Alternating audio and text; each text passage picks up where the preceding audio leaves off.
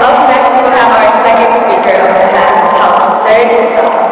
Sare Katalo is the Director of Operations at Sojourner House, a comprehensive domestic violence and sexual assault services organization in Rhode Island. Sare has been working in the domestic violence and sexual assault field in Rhode Island for almost 15 years and was a victim advocate for survivors of domestic violence, sexual assault, and human trafficking for 11 years. She currently co-chairs the statewide adult human trafficking work group. Sare has her master's degree in nonprofit management from Northeastern University and her bachelor's degree in criminal justice from Johnson & Wales University. So our second speaker of the day, Sare Katalo.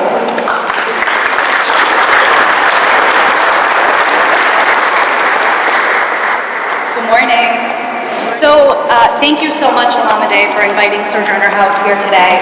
As Alameda said, Sojourner House is one of Rhode Island's sexual assault and domestic violence organizations, and our drop-in center is actually located right up the street on Smith Street. And our drop-in center is open Monday through Friday, 9 to 5, for anyone to walk in, to talk to an advocate, get information, and get resources. So hopefully you'll see it. It's a little green-purple house right on the top of Smith Street. So our mission of Sojourner House is to provide culturally sensitive support, advocacy, safety, and respect to victims and survivors of domestic and sexual violence, and to effect system change. Today, Sojourner House offers emergency shelter, transitional housing, permanent supportive housing, the drop-in center, and many supportive services, including immigration advocacy, free HIV testing, victim advocacy, financial literacy, and basic needs assistance. In 2016, Sojourner House was the first organization in the state to open a trafficking shelter, and we're really excited about that. The name of the trafficking shelter is called the Thea Project, which stands for Trafficking, Housing, Empowerment, Immigration, and Advocacy. Our program is survivor-informed and trauma-focused, and our shelter is a low-barrier shelter, which means we do not turn any victim away unless there is a safety concern. Survivors who stay in our shelter are open to our full continuum of programs and services, including intensive case management. We work in partnership with Project Weber Renew, which is an organization in Rhode Island dedicated to serving individuals who are at risk, to provide these intensive case management services. And we also refer to other service providers in the state, including Day One, to provide these comprehensive wraparound services.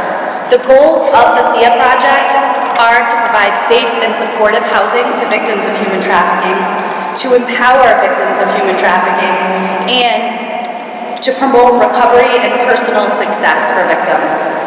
We also assist with statewide efforts along with Day One. We co-chair the Adult Human Trafficking Work Group, which is a subcommittee of the task force that Peg spoke about earlier.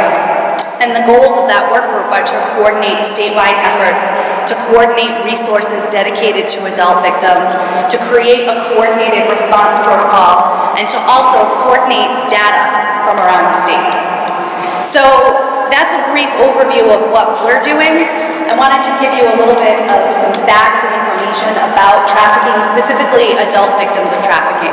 Our shelter serves adult victims ages 18 and above. So we know that human trafficking, and looking at all the signs that you all have holding up, is a form of modern day slavery, and is one of the largest criminal enterprises in the world. Since 2007, the National Trafficking Resource Center has received over 200 calls pertaining to trafficking victims from here in Rhode Island.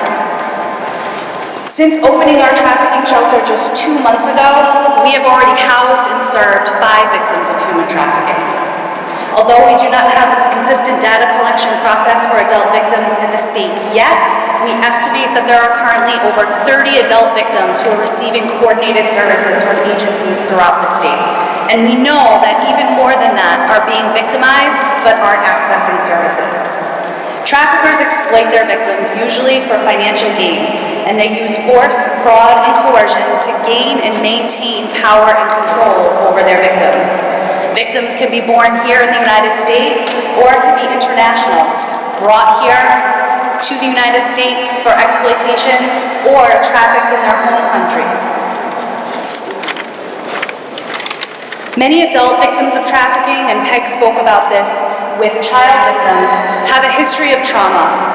Victims may form relationships with individuals who offer them love, affection, and hope for the future, but instead, that individual ends up exploiting that victim instead. Many adult victims feel like they have no other choice, and many are so fearful of retaliation from the trafficker that they feel trapped and they cannot leave. We have a program dedicated to undocumented and refugee victims. Oftentimes we see undocumented and immigrant victims who were brought here with promises of work or a new life, or they were trafficked in their home country and fled here to the United States because they thought they would be safer here.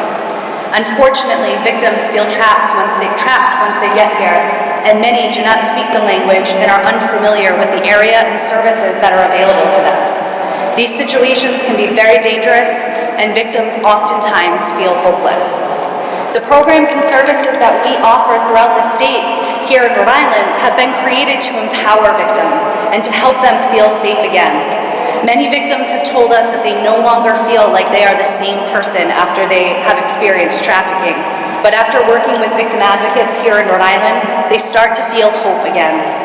The goals of all of our programs here in Rhode Island are to help victims feel like themselves again and to help them regain their self-respect, their confidence, their freedom, and their life back again. Awareness events like this, like you all today, are a critical part in educating the public about the issue and informing the community about the resources and options that are available to victims in Rhode Island. Thank you so much for inviting us here today to talk about this important topic.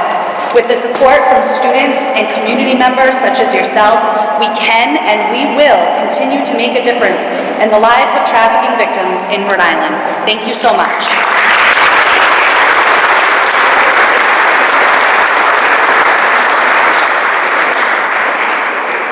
So I would like to give a final thank you to everyone that came out here today. Today we got to be a voice for the voiceless.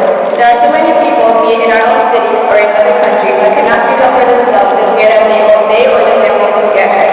Today by walking, we are not just bringing awareness, but we are standing in solidarity with those who are currently tied up in human trafficking, thinking they have no way out. Today we are bringing attention to the fact that there are 27 million people in bondage all around